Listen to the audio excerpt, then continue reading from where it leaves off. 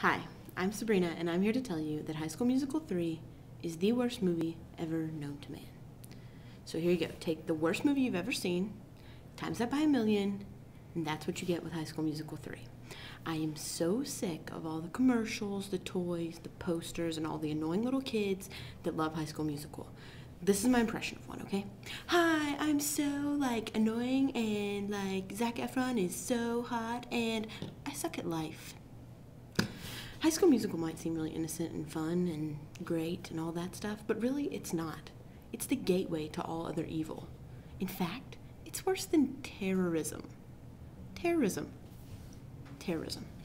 The kids go see this fun little movie, and then all of a sudden, next thing you know, they are just bursting out into song and dance in the middle of the street like a bunch of idiots. And clearly, we don't need any more of those in the United States.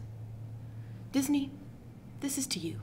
You're turning kids into a bunch of pansies, and that threatens our national security. So, if you love America, don't go see High School Musical 3.